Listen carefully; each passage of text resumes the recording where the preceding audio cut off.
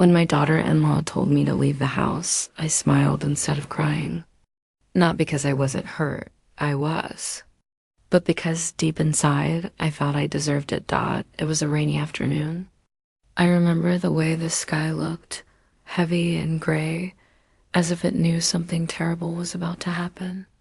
My suitcase was half open on the bed, clothes scattered like pieces of a life that didn't fit anywhere anymore.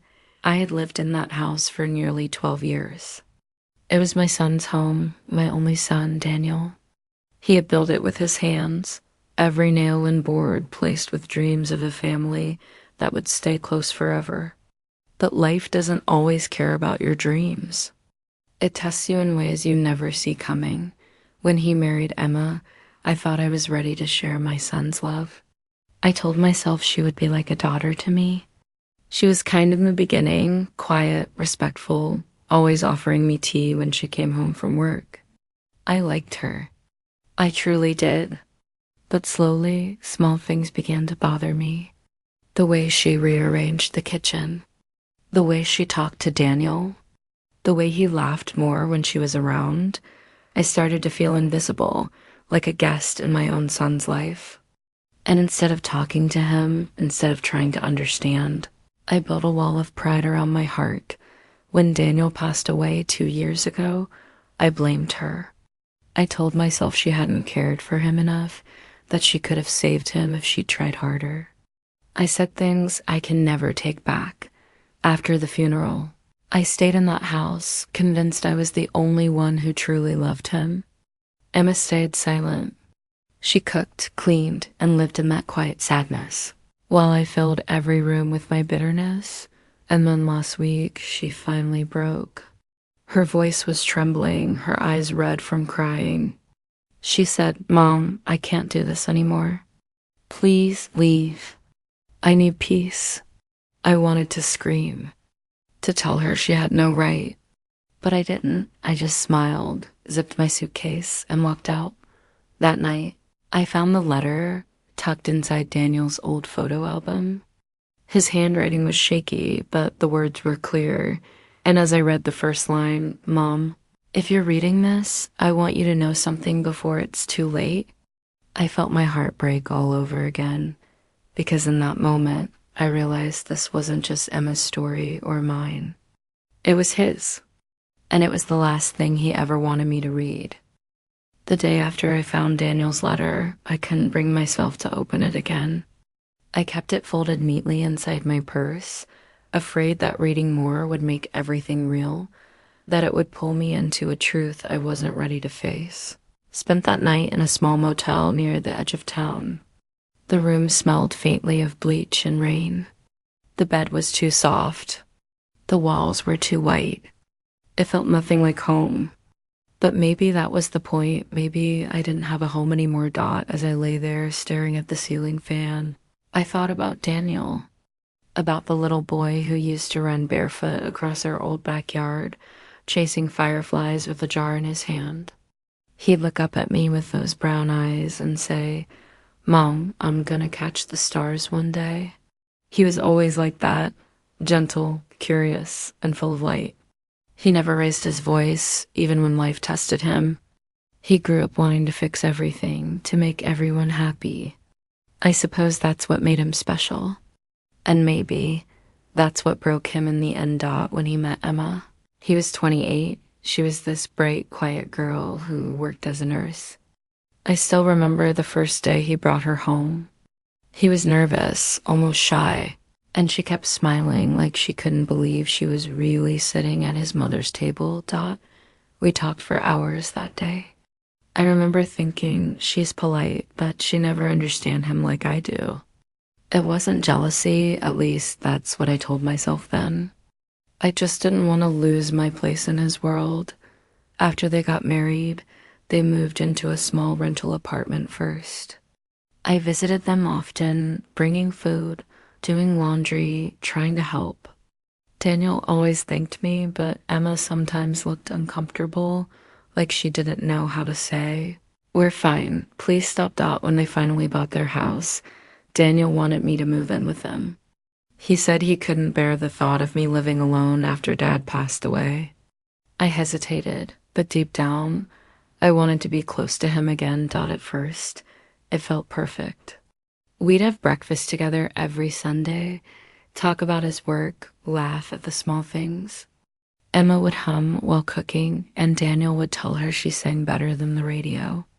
It was peaceful, warm, the kind of life I thought I'd always wanted, but peace has a way of slipping away quietly. It doesn't shout before it leaves. It just fades. It started with little changes. Emma began handling the bills, redecorating the living room, cooking dishes Daniel liked, but I didn't. She'd say things like, "Mom, maybe we can move your chair to the corner. It'll make space for the new lamp." I'd nod and smile, but inside I felt replaced, unneeded, invisible.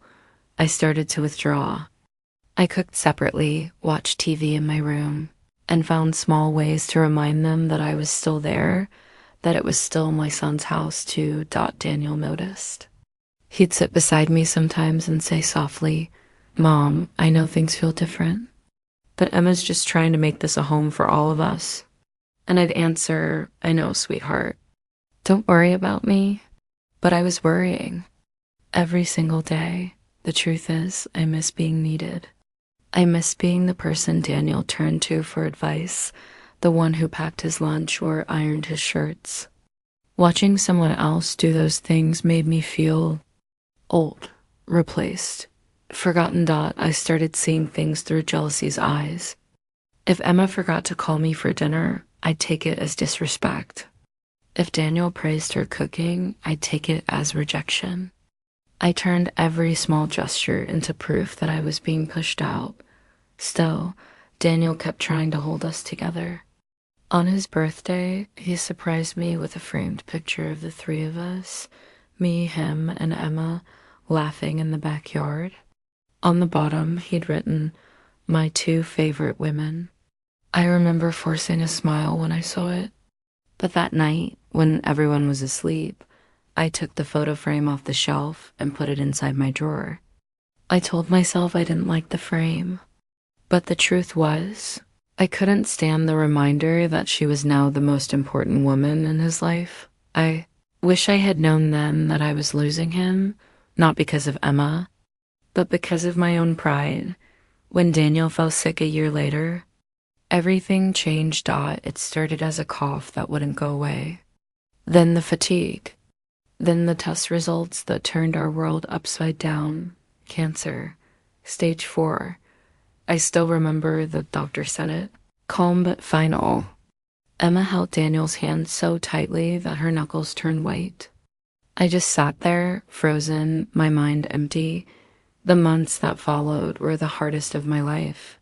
Emma was there every day, sleeping on the hospital couch, feeding him, holding his hand through every treatment.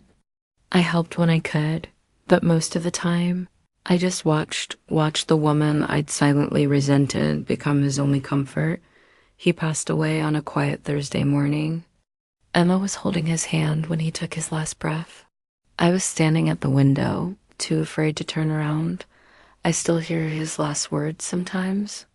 He whispered, "Take care of each other." But I didn't. I let my grief turn into anger. After the funeral, I told Emma she didn't understand what real loss felt like. I told her she had taken my son away from me long before he died. The words came out like poison, and I saw the way they cut her. But I didn't stop. I couldn't. For 2 years, we lived in the same house like strangers. I'd pass her in the hallway, and she'd lower her eyes. We barely spoke. I told myself she deserved the silence, but the night she asked me to leave, I realized I had finally succeeded in pushing away the only piece of Daniel. I had left, and when I found his letter the next day, something inside me broke, because maybe he had seen this coming all along. The morning after I found the letter, I sat by the motel window watching the rain slide down the glass. The city looked quiet, too quiet. Every drop of rain sounded like time passing, like the world moving on without me. I took out Daniel's letter again. My hands were trembling as I unfolded it, the paper already soft from the night before. His handwriting was still neat, but weaker, as if written by someone fighting to hold the pen steady. The first line read, "Mom, if you're reading this, I guess I didn't get to say everything I wanted to." I paused right there. My chest felt tight. I could almost hear his voice, gentle but firm. He always spoke with that calm strength, the kind that made you listen even when you didn't want to. Kept reading, "I know you love me more than anything." I never doubted that. But sometimes love gets mixed with pride, and it becomes something else. Something that hurts more than it helps. I stopped again. My eyes blurred. Pride. That word felt like a mirror I didn't want to look into. He continued, "Mom, I've seen you and Emma trying so hard to love me in your own ways. But the truth is, I felt like I was standing between two people who both loved me so much that they forgot to love each other." The paper shook in my hands. I wanted to stop reading, but I couldn't. It was like his voice had reached through time, pulling me closer, forcing me to listen.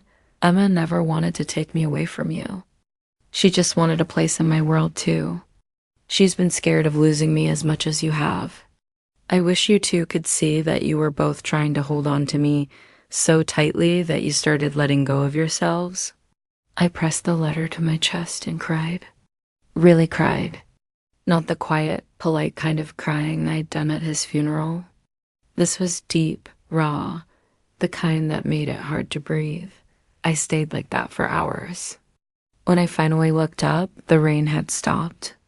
The light coming through the window felt softer somehow, like it was trying to comfort me. That night, I couldn't sleep. I kept hearing Daniel's words echoing in my head. Sometimes love gets mixed with pride. It was true. Every time I had hurt Emma, it wasn't because I hated her. It was because I couldn't bear the idea of losing my place in Daniel's heart.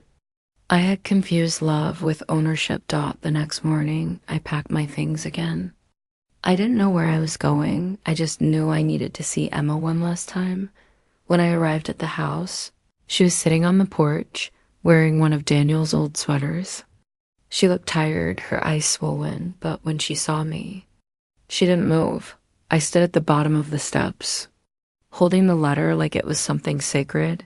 "Emma," I whispered. She looked up, her voice quiet. "You shouldn't be here, Mom." "I know," I said softly, "but I need to tell you something." She hesitated. I could see the conflict in her eyes. Part of her wanted to go inside, shut the door, protect herself. But another part, the one that had always been gentle, stayed. I sat down slowly, keeping a little distance. For a long moment, neither of us spoke. The only sound was the wind moving through the trees. Finally, I opened the letter and began to read. My voice cracked, but I kept going. When I finished, Emma was crying. Silent tears running down her face. She wiped her cheeks and said, "He wrote that?" I nodded. He did. And I think he knew we'd need it.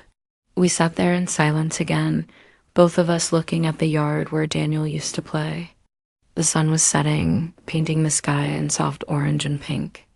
It was the kind of evening he would have loved. Emma finally said, "I never wanted to take him from you, Mom. I just wanted him to be happy." Her voice cracked at the end, and I felt something inside me shift, like a knot I'd been holding for years had finally loosened. "I know," I whispered. "I just didn't want to be forgotten." She turned to me, her eyes red but kind. "You can never be forgotten. He talked about you every day." I broke down again, and this time she didn't turn away. She reached out and held my hand, hesitant at first, then tighter. We didn't fix everything that night, but for the first time, we stopped fighting the same battle. After a while, Emma went inside and brought out a small box. "There's something of Daniel's I think you should have," she said. Inside was his old wristwatch, the one he'd worn since college. The leather strap was cracked, the glass slightly scratched.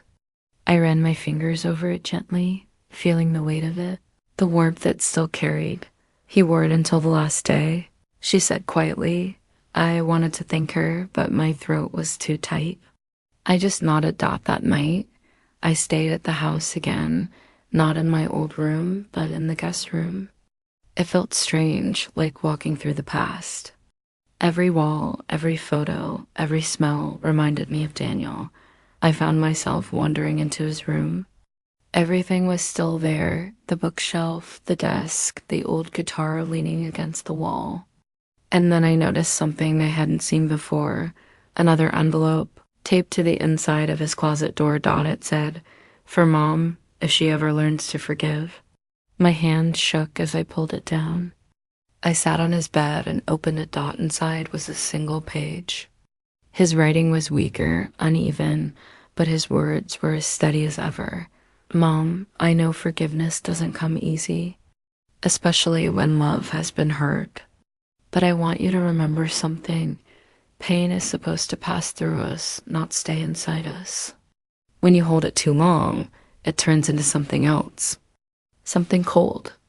And I don't want that for you. I pressed my hand over my mouth, trying not to sob. If you can find it in your heart to forgive, not for me, not for Emma, but for yourself, then I'll rest peacefully. I couldn't read anymore. My tears blurred the ink. I closed the letter and whispered, "I'm sorry, Daniel. I'm so sorry." That night, I slept with both letters beside me. For the first time in years, I dreamt of him, not sick, not pale, but young again. He was smiling, waving at me from across the yard, calling me the way he used to when dinner was ready. When I woke up, I felt lighter, not healed, not yet, but lighter. The next morning, I found Emma in the kitchen making coffee. The smell filled the room, warm and familiar. She looked up when she saw me and smiled a little. "Morning," she said softly. "Morning," I replied. There was a long pause before I said, "Thank you for letting me stay." She nodded.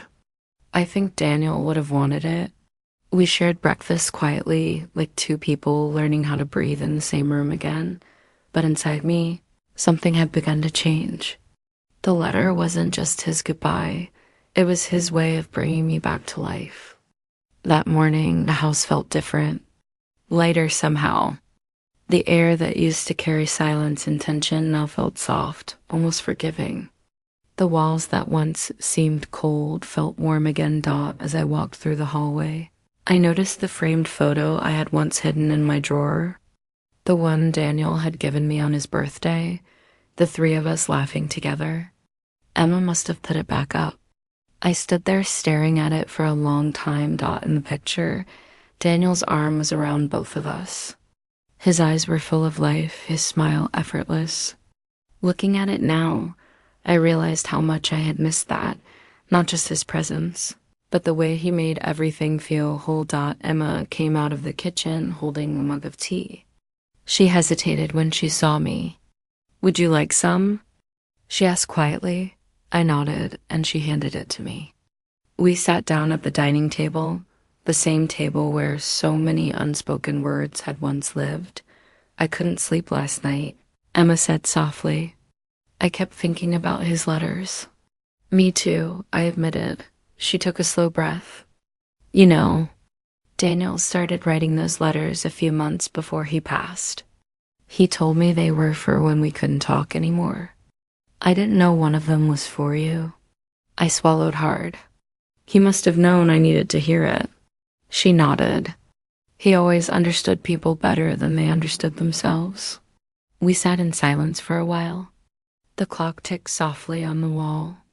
Somewhere outside, a bird was singing, faint but hopeful. Then Emma said something that stopped me cold. "There's something you don't know, Mom. Something about Daniel's last night." I froze, the cup halfway to my lips. "What do you mean?" She looked down, her fingers trembling slightly. "That night before he passed, he was in pain, a lot of pain. The doctor said there wasn't much they could do. He asked me not to call you." I felt my chest tighten. "Not to call me?" She nodded, tears filling her eyes. He didn't want you to see him like that. He said it would hurt you too much. The words hit me like a wave. I gripped the edge of the table, trying to steady myself. He thought he was protecting me. I whispered, double quotes, yes, Emma said softly. And he made me promise. I wanted to call you anyway, but he begged me not to. He said he wanted your last memory of him to be a good one. I closed my eyes, and for a moment I was back there. The hospital room, the sound of machines, the smell of medicine, the cold air that had followed us everywhere. I had been in the waiting room that night, thinking he was resting. I never said goodbye. I thought I had been robbed of that moment, but now I realized he had chosen it for me. He had protected me from a memory I wasn't strong enough to carry. Tears ran down my cheeks. I whispered, I spent so long blaming you for that night. I told myself you didn't care enough, but all this time, you were just keeping your promise. Emma's voice cracked. I wanted to tell you so many times, but you wouldn't talk to me. I was afraid you'd hate me more. I reached across the table and took her hand. Oh, Emma, I already hated myself. I just didn't know it. She started to cry, and this time I didn't hold back. I moved closer and hugged her. It felt awkward at first, unfamiliar, but then something inside me broke open and I held her tighter. For the first time, I felt what Daniel must have wanted for us. Not two women fighting for a place in his heart, but two women sharing the same love. The same lost out after a long while we pulled apart. I wiped my tears and said quietly, he wanted us to forgive. Maybe it's time we try. Emma nodded. I think he'd like that. We decided to visit his grave that afternoon. The cemetery was quiet, the kind of quiet that feels heavy with memories. The grass was still damp from last night's rain. Daniel's name was carved neatly into the stone. Daniel Thomas Miller, 1988 to 2022. Loved by many, remembered by all. I placed a small white flower on his grave. Emma stood beside me, holding the letters. For a while, we said nothing.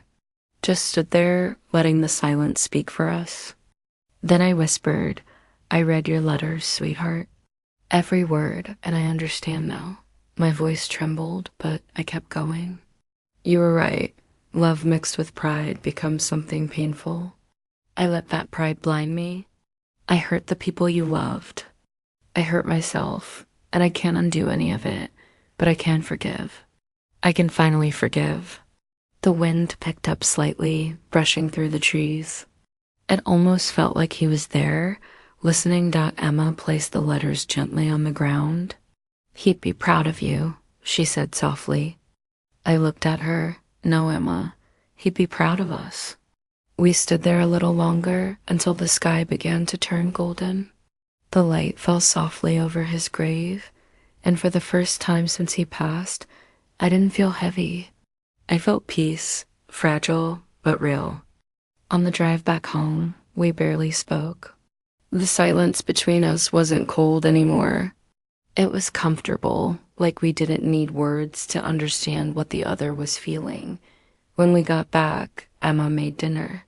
Simple food, soup and bread, but it tasted like warmth. Like home. After dinner, I found myself standing by the living room window, the same spot where I had once watched Daniel and Emma planting flowers together. For years, I had only seen that memory as a reminder of what I'd lost. But now, I saw it differently. They weren't replacing me. They were building something new, something beautiful. And I had been too blinded by fear to see it. I whispered softly to the night sky, I see it now, Daniel. I see what you were trying to teach me. That night, I slept better than I had in years. The next morning, Emma handed me a small photo album. I found this in the attic, she said. I think Daniel wanted you to have it. I opened it carefully. Each page held a piece of his life, childhood pictures, birthday parties, his graduation, his wedding. At the end of the album, there was a blank page with a note written in his handwriting for the memories yet to come. I smiled through my tears. That was Daniel, always hopeful, even in the face of goodbye. I looked up at Emma and said he wanted us to keep living. She nodded. Then we will. That day, we started sorting through Daniel's things together. Not to throw them away, but to give them meaning again. Every photo, every shirt, every memory. We talked, we cried, and for the first time, we shared our grief instead of fighting over it. By evening, the house felt alive again. The same walls that had once held silence now echoed with laughter. Soft, hesitant laughter, but real as the sun set. Emma said quietly, sometimes I still talk to him. When I'm cooking or watering the plants. It makes me feel like he's still around. I smiled. I do too. Maybe he's listening right now. We both laughed softly, the kind of laugh that comes after pain, fragile but full of hope. Later that night, I sat alone on the porch, looking up at the stars. I held Daniel's watch in my hand, listening to the faint ticking. It was still running, steady and alive, like a heartbeat that refused to stop. And I realized something. Forgiveness isn't about forgetting. It's about choosing peace over pain. It's about letting the love you lost become the reason you start loving again. I finally understood what Daniel's last letters meant. They weren't just his goodbye, they were his final gift. For days, I couldn't look at myself in the mirror. Every time I tried, I saw the reflection of the woman Daniel described, proud, stubborn, unable to love without controlling. I didn't want to believe that was me. But deep down, I knew it was. Emma didn't call. I didn't expect her to. I thought maybe she'd moved on, sold the house, started a new life far from all this pain. I couldn't blame her. She'd been kind long enough. Then one morning, a small knock echoed through my quiet apartment. When I opened the door, there she was, Emma, holding a small box in her hands. Her eyes looked tired, but softer than I remembered. "Hi, Mom," she said quietly. That one word, Mom, cracked something open inside me. I didn't deserve it. Not after everything I'd said to her. But she said it anyway. "I found this while packing," she continued. "It's Daniel's watch. He wanted you to have it." She placed the box in my hands. For a moment, we both just stood there. Two women bound by grief, by love for the same man, by words we could never unsay. "I read the letter too," she said softly. "He was right, wasn't he?" I nodded. Tears blurred my vision. Yes. He was. We sat down together at my small kitchen table, the same place where I'd eaten alone for months. The silence between us was heavy but not hostile. It felt like two hearts learning how to breathe again after too much pain. "I was cruel to you," I whispered. "You didn't deserve that." She shook her head. "We were both hurting. You lost your son. I lost my husband. We just didn't know how to help each other." I cried then, not the silent kind, but the kind that comes from years of holding everything inside. And Emma reached out and held my hand. For the first time since Daniel's death, I didn't pull away. In that moment, I felt something shift. It wasn't forgiveness from her that I needed most. It was forgiveness from myself. I had lived thinking love meant ownership, that closeness meant control. But Daniel's letter and Emma's quiet grace taught me something deeper. Love only grows when you let it breathe. A few weeks later, Emma invited me to visit her new home. It wasn't big, but it was filled with warmth. Daniel's photos, his books, the little things he loved. She'd made a small corner with his picture and a candle beside it. "I light it every night," she said. "It reminds me he's still with us." I stood there, watching the candle flicker, and whispered, "He'd be happy, Emma. He'd be proud of you." She smiled through tears. "Of us, Mom. He'd be proud of both of us." That day, I realized revenge, the silent kind I'd been carrying, doesn't always come through anger or hate. Sometimes It's life's way of showing you your reflection until you can't look away anymore. Daniel's letter was his way of making me face mine, and in that painful clarity, I finally saw love for what it really was: patient, forgiving, and far stronger than pride. It's been almost a year since that day. The day Emma came back, the day we sat together and cried, the day the silence finally broke. Life feels quieter now, but not empty. The kind of quiet that comes after a long storm, when the air smells clean, and you can finally hear yourself think again. I still visit Daniel's grave every Sunday. I bring fresh white lilies, the ones he used to pick for me when he was little. Sometimes Emma joins me. We don't talk much there. We don't need to. The piece says everything words can't. I've learned that love doesn't die when a person leaves. It just changes its shape. It becomes memory, forgiveness, a reason to keep going. There are nights when I sit by the window, reading Daniel's letter again. The paper is worn now, soft at the folds. I know every word by heart, yet each time I read it, something new touches me. He ended it with this line: "Mom, one day, when you let go of what hurt you, you'll make room for what I always wanted you to have, peace." That word peace used to feel like a stranger to me, but now I understand. Peace doesn't mean forgetting. It means remembering with love instead of pain. I often think about the day Emma told me to leave. Back then, I thought it was the end of everything. Now I know it was the beginning, the moment that pushed me toward healing. We still talk almost every day. She calls to check in, sometimes just to share a small story from work or a new recipe she's tried. On holidays, she insists I come over. It's what Daniel would have wanted, she always says. And she's right. When I watch her smile now, I see traces of him, the way he tilted his head when he laughed, the gentle patience in his eyes. And instead of feeling jealousy, I feel gratitude, because through her, a part of him still lives. If I could speak to him now, I'd tell him I finally understand. Love isn't something to hold tight. It's something to share, even when it hurts. Especially when it hurts, Dot. And if I could give anyone listening a message, it would be this: don't wait for loss to teach you the value of kindness.